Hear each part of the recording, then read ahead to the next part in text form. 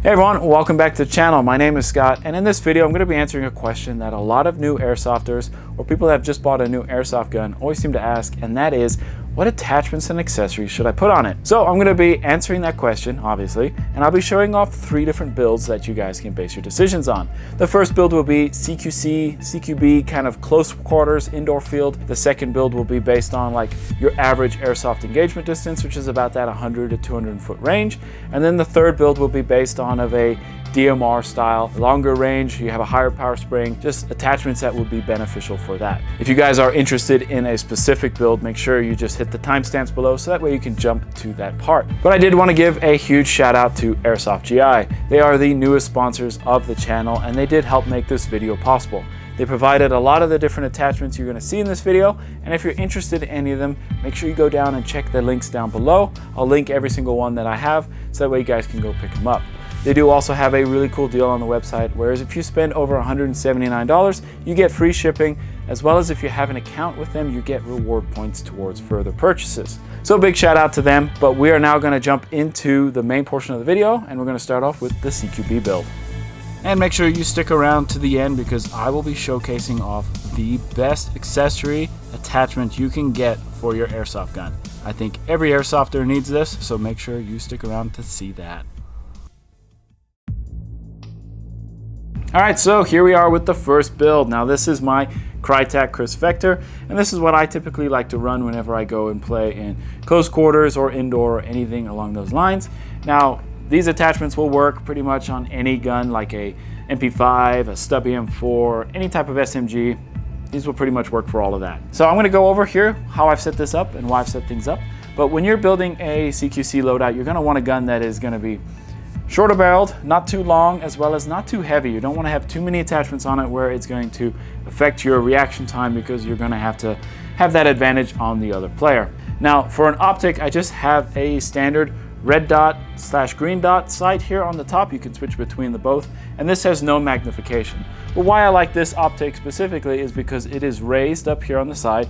That way you can see over any other attachments you might have on the airsoft gun. This one is really nice, very easy to acquire targets with. And on the front here I have a PEQ box. Now this one is made by Atlas Custom Works. They make a bunch of really nice attachments that are pretty affordable and great for airsoft. Now what this little box here on the front does is it is a laser or a flashlight. Now you can switch between the modes. Here on the top there's a little dial that you can twist and a button on top that you can then go to activate the laser or the flashlight.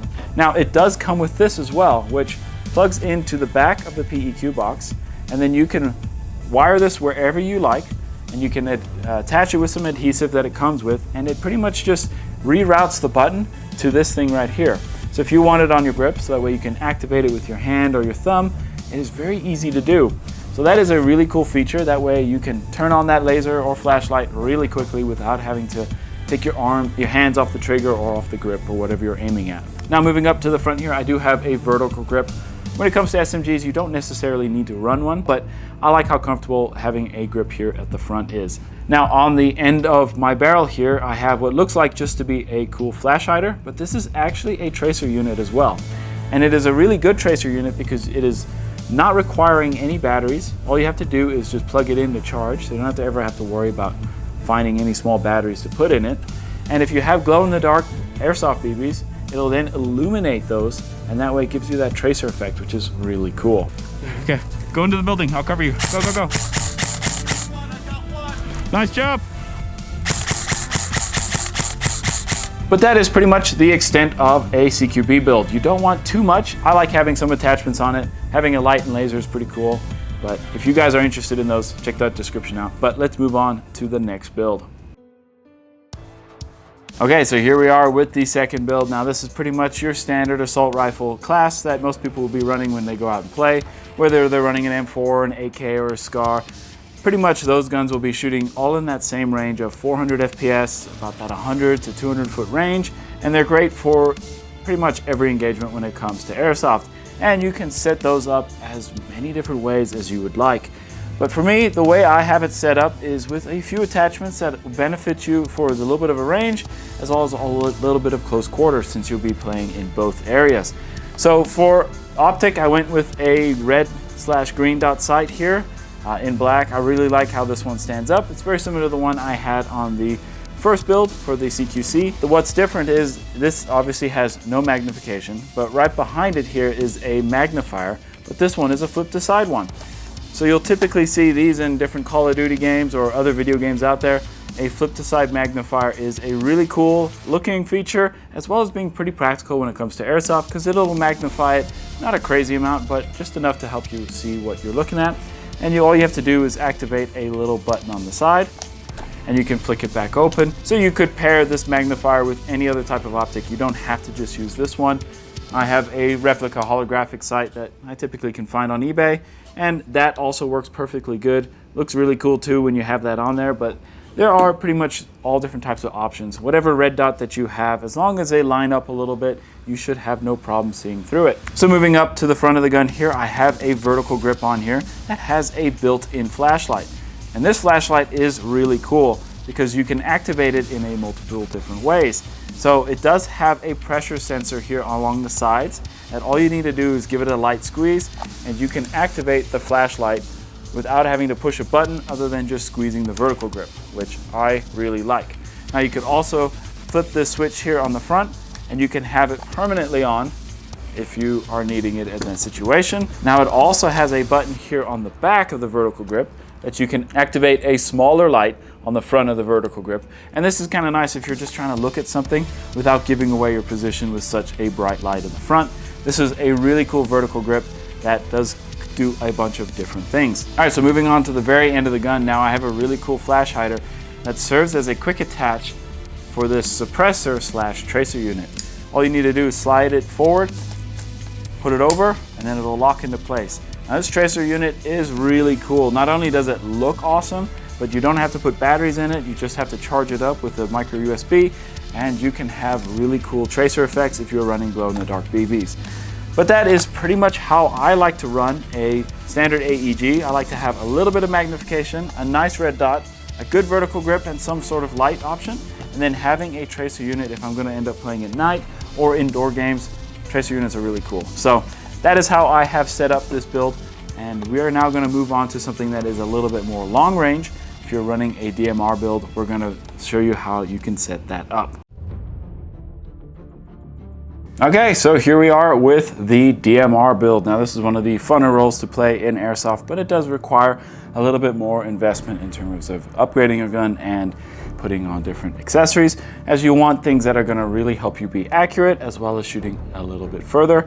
So with the gun here, it is a krytac SPR, and I haven't done too much to it other than I've upgraded the spring, put in a longer Type 4 barrel, as well as an upgraded hop-up unit. For accessories, to help build out the DMR role and just be able to help me be a little bit more accurate and fill that spot, I've just added a few here that really help benefit it. Now, up here at the front, I do have also that tracer unit that we saw on the other build. This is the quick detach one that you can just quickly remove and attach to the gun. On the bottom here, I do have a bipod.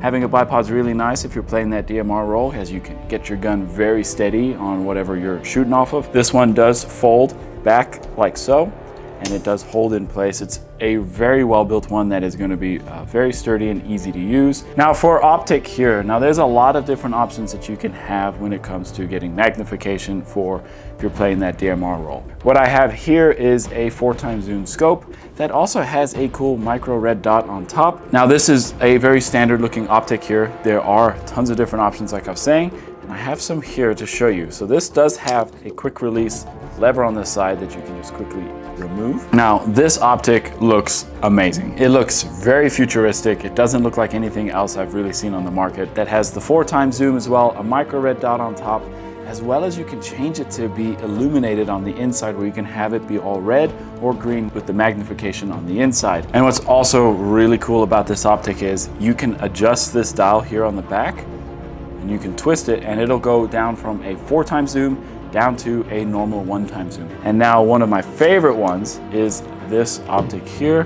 Now this looks like the Elcan. It is also quick mounting, and it is a really cool optic. Micro red dot on top, looks very classic. And then you have this little lever here which you can switch between 1x zoom or 4x zoom. I love the look of this optic.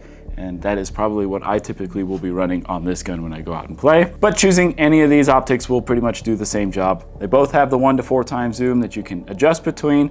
I guess it's down to a decision on what design looks cooler to you, but I really do like the way that these look and function. All right, so we've gone through the 3 different builds. Now I'm going to tell you about the most important attachment and accessory that you can add to your airsoft gun, and that is getting yourself a sling. Having a sling is probably the best thing that you can get that works for either the CQB, the DMR, or the standard build. And I think getting a 1 to 2 point sling is probably the best. A sling that you can either just have it clipped with one side and just run it off of there around your shoulders and neck, or you can switch it to a 2 point and have it clipped onto 2 different points on the gun. Can really help with transporting the gun if you're going on long milsims where you're going to be carrying stuff. If you don't have one, that is my biggest upgrade that I think that you guys should get on that.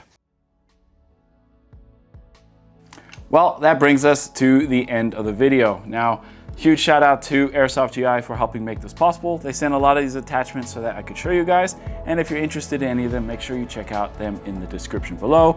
Also, remember, if you spend over $180, you get free shipping as well as rewards with them. So I hope that this video helped you guys out, figure out what attachments that you want, what kind of builds that you wanted to do.